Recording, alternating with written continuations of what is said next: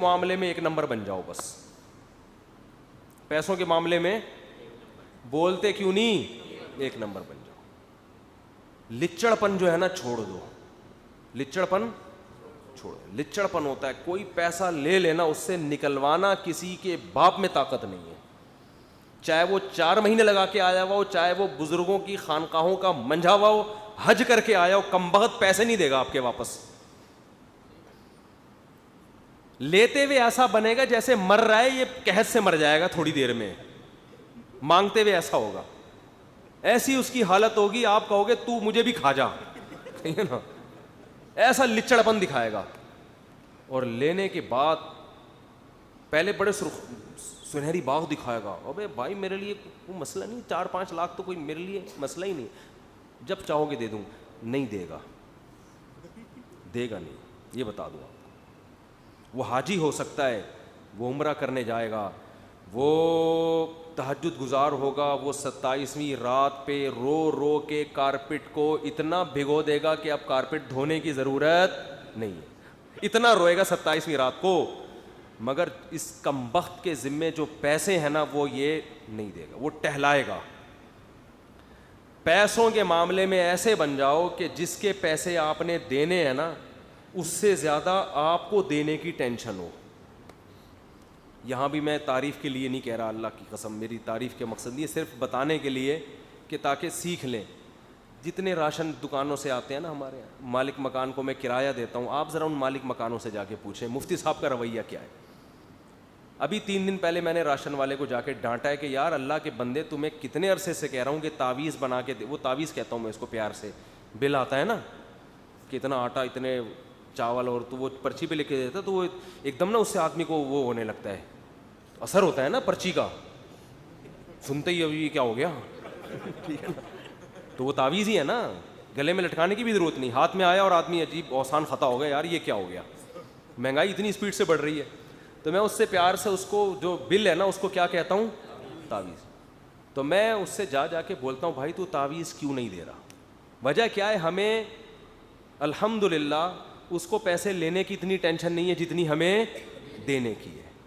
کہ یار ایک حق ہے ہمارے ذمے, ورنہ پھر مجھے وصیت میں لکھنا پڑے گا وہ کہ میں مر گیا تو اس کمبخت کے اتنے پیسے دے دینا. ٹینشن ہے یار اس کو, پھر بار بار اس کو مینیج کرنا. ابے لے جان چھوڑا ہماری. تو ایک دن کیا ہوا, وہ یہ سمجھنے لگا کہ ان کے پاس اتنا پیسہ ہے مفتی صاحب کے پاس, یہ خود آ کے دے رہے ہوتے ہیں, سمجھتا ہے کہ پتہ نہیں یار یہ کیا درختوں سے نوٹ گر رہے ہیں ان کے یہاں. بعض دفعہ آپ کسی کے پیسے بر وقت ادا کرو نا, سمجھتا ہے یار پتہ نہیں جیبیں ابل رہی ہیں, سنبھل نہیں رہے ان سے, تو وہ یہ سمجھنے لگتے ہیں میرے بارے میں. تو یہ مطلب نہیں ہوتا بھائی کہ پیسے ابل رہے ہیں, مطلب یہ ہوتا ہے کہ آپ کو لینے کی اتنی ٹینشن نہیں ہے جتنی ہمیں پیسے. یہ چیز ہمیں ہمارے شیخ نے سکھائی ہے حضرت. یہ اللہ کا شکر ہے, میرے والد صاحب کی بھی یہی کیفیت تھی الحمدللہ. وہ بھی زندگی بھر پیسوں کے معاملے میں نا وہ کبھی نہیں رکھتے تھے ایک پیسہ بھی, 2 بھائی جان چھڑاؤ. تو یہاں تک بھی ہوتا ہے کہ مجھے تو یہاں تک خیال پیدا ہونے لگا ہے کہ جو چیزیں ابھی میری ہیں دوسروں کی نہیں ہیں, مجھے کبھی کبھی یہ وہم ہو رہا ہے کہ یار پتہ نہیں کب مر جائیں, یہ بھی دے دو ابھی, ٹھیک ہے نا. تو مجھے 1-2 دوستوں نے روکا ہوا ہے, بس کر بھائی, یعنی میرا دل یہ بھی کرتا ہے کہ یار ایک دم مجھے خیال ہوا کہ میں زیادہ پھر پرسنل ذاتی باتیں زیادہ مناسب نہیں ہے نا, پھر گھر والے بھی سن لیں گے, بولیں گے اچھا لاؤ دیکھو جو کہہ رہے تھے نا لاؤ. خیال یہ ہوتا ہے ہلکے پھلکے رہو یار. ایک دن کیا ہوا, ایک صاحب آئے مجھے کہنے لگے کہ میں چاہتا ہوں اپنا گھر اپنی بیوی کے نام کر دوں, کیونکہ مرنے کے بعد پھر وراثت کے بڑے جھگڑے ہوں گے, بیوی کو دے دوں, پھر وہ بچوں کے پاس ہی آنا ہے نا.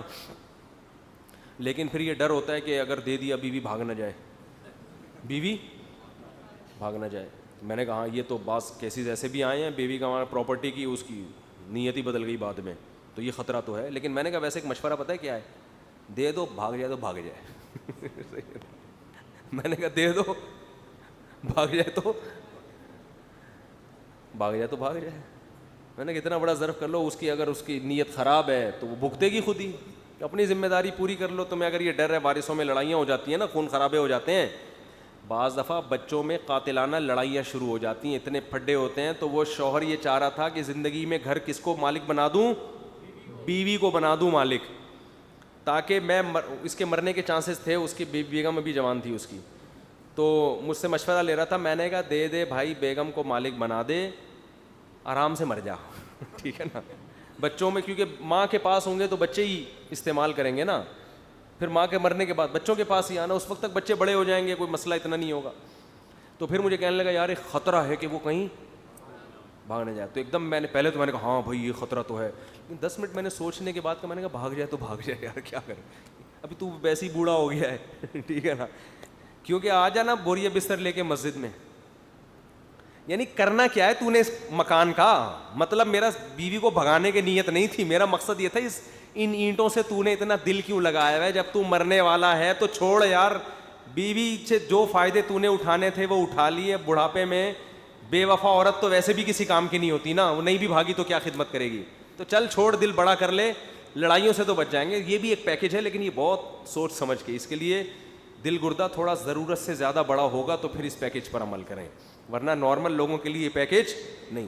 یہ ان لوگوں کے لیے جو دنیا کو بہت زیادہ مسافر خانہ سمجھتے ہیں, جو یہ سمجھتے ہیں بیوی اگر مکان لے کے بھاگ بھی گئی تو کوئی بات نہیں, بچوں کو بھی ملے گا نا, وہ قیامت کے دن خود بھگتتی رہے گی اللہ سے, ہماری ذمہ داری پوری, ہم ہلکے پھلکے الفلاحیہ مسجد میں بستر ڈال کے سو جائیں.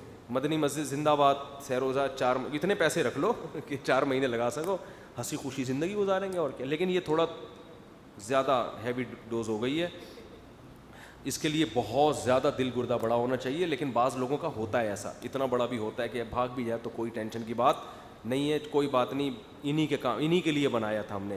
خیر یہ سوچ سمجھ کے اس پیکیج پر عمل کریں. تو نبی کو تانا دیا گیا مجنون ہونے کا, نبی کو تانا دیا گیا شاعر ہونے کے. سوال دیں جلدی سے, تو یہ تانے آج بھی دیے جائیں گے. میں نے ان ایک ایک تانے کو ڈیفائن کرنا تھا, اس کے دلائل بیان کرنے تھے, لیکن وقت بہت زیادہ ہو گیا ہے. پھر کبھی انشاءاللہ تعالیٰ. بینک سے 1000 لون لینا کیسا ہے, جائز حرام ہے, گاڑی بھی نہیں لے سکتے سودی بینک سے, اسلامی بینک سے لے سکتے ہیں. مفتی صاحب میں جلد نکاح کرنا چاہتا ہوں, لڑکی والے 1 سال کا ٹائم لے رہے ہیں, جبکہ مجھے برائی میں پڑنے کا اندیشہ ہے, تو کیا اس بیس پہ رشتہ توڑنا جائز ہے؟ جائز ہے. آپ بولیں بھائی مجھے برائی کا خطرہ ہے, میں کہیں اور کر رہا ہوں, کر لیں. ان کو یہ نہ بتائیں مجھے برائی کا خطرہ ہے, اپنے عیب ان کو کیوں بتا رہے ہیں, وہ بولیں گے بہت ہی ٹھرکی داماد ہے یار ہمارا, رہنے ہی دو. حقیقت ہے تو ہر بات ہر ایک کو بتانے کی نہیں ہوتی. آپ ان سے بولیں بھائی مجھے مجبوری ہے, مجھے جلدی شادی کرنی ہے, ایکچولی میرے گھریلو حالات اس ٹائپ کے ہیں کہ مجھے اجازت نہیں دیتے, اس طرح کی باتیں کریں. حق مہر کی شرعی حیثیت کیا ہے, کیا بیوی کو دینا ہوتا ہے؟ نہیں, یہ بیوی کے ماموں کا حق ہے. تو بھائی بیوی کا ہی حق ہے, اس کی شرع میں بڑی تاکید ہے. بیوی دل سے معاف کر دے تو معاف ہو جاتا ہے. اب کس قسم کی بیوی آپ لے کر آئیں یہ آپ پر ہے, لیکن دل سے معاف کرے. اوپر سے معاف کر دیتی ہیں بیچاری شرم مروت میں, پھر معاف نہیں ہوتا, سمجھتے ہو. اچھا یہ مالی معاملات میں جو ہے نا, دینداروں کی جو میں بات کر رہا تھا, مالی معاملات میں 2 نمبری ہے. ان مالی معاملات میں 2 نمبریوں میں پیسوں کا معاملہ کہ لے کے پی جاؤ, کاروبار میں 2 نمبری. آپ کسی سے شرکت کی بیس پہ جب کوئی بزنس شروع کرو تو اتنی لمبی لمبی داڑھی بھی ہوگی, ڈنڈی مارے گا, جھوٹ بھی بولے گا, ڈنڈیاں بھی مارے گا. پہلے آپ سے پیسے جب لینے کے لیے آیا تھا تو ایسے دکھا رہا تھا, ایسے نوٹ چھاپوں گا. میں نے جو پیسے گنوائے نا, سبزی والے کو دیے, ایک بکرے والے کو بھی دیے تھے میں نے. انہی دنوں میں جب میں ڈوبنے لگا تھا نا, تو ایک آخری کیل ٹھونکنے کے لیے ایک آدمی آیا تھا. بقرعید آنے والی تھی, اس نے کہا مفتی صاحب مجھے پیسے دو, بکرے خرید کے بیچوں گا میں. میں نے کہا یار میرا تو تجربہ یہی ہے, کاروبار میں کوئی پیسے کما کے دیتا نہیں. اس نے کہا بھائی بکرا ادھر سوراب گوٹ میں قربانی کا جانور بکتا ہے کہ؟ میں نے کہا بکتا ہے. اس نے کہا دنادن بکتا ہے. میں نے کہا دنادن بکتا ہے. اس نے کہا میں بکرے لے کر آؤں گا اور بس آپ نوٹ گننا بیٹھ کے, یہ بکرا یہ پکڑ بھائی اتنے 1000, یہ لو مفتی صاحب یہ پکڑا, آخر میں بیٹھ کے حساب کریں گے. اور وہ بھی چلتا ہوا بزنس اس کا, وہ پیسے بھی اس بکرا ہی مل جاتا نا کوئی ہمیں یہ کسی بکرے کے پائے کٹ کے آ جاتے, وہ بھی آج تک الحمدللہ اس لیے کہہ رہا ہوں کہ تجربہ مل گیا. پتہ نہیں وہ بکرے کہاں گئے. جب میں اس کے پاس گیا نا کہ بھائی وہ کہہ رہے رونے لگا رہے, اس دفعہ پتہ نہیں کیا ہو گیا, دیوالیہ نکل گیا, بزنس کی واٹ لگ گئی. مفتی صاحب اس دفعہ تو بکروں میں ریٹ ہی نہیں ملے. یہ ہو گیا، ایسے قومی ترانے، لیکن نماز کے لیے آ جاتا تھا مسجد میں نماز پڑھنے کے لیے.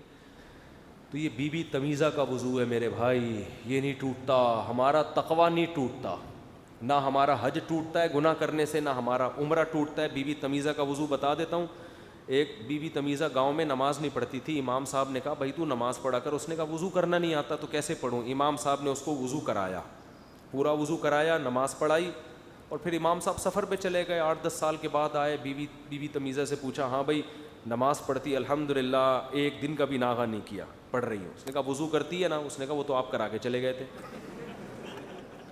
تو یہ بی بی تمیزہ کا وضو ایسا وضو تھا کہ اس کے 6 بچے ہو گئے مگر اس کا وضو اب تک نہیں ٹوٹا. تو ہمارے حضرت فرمایا کرتے تھے آج مسلمان کا ایمان اتنا مضبوط ہے، اتنا مضبوط ہے کہ یہ حرام کھاتا رہے، مہر پی جائے، بہنوں کی وراثت کھا جائے، کاروبار میں 2 نمبری کرے، گاڑیاں غلط پارک کرے، لوگوں کو تکلیف میں ڈالے، یتیم کا مال کھائے، جھوٹ بول بول کے مال بیچے، اس کا تقویٰ نہیں ٹوٹتا. یہ بی بی تمیزہ کے وضو سے زیادہ پاورفل تقویٰ ہے اس کا.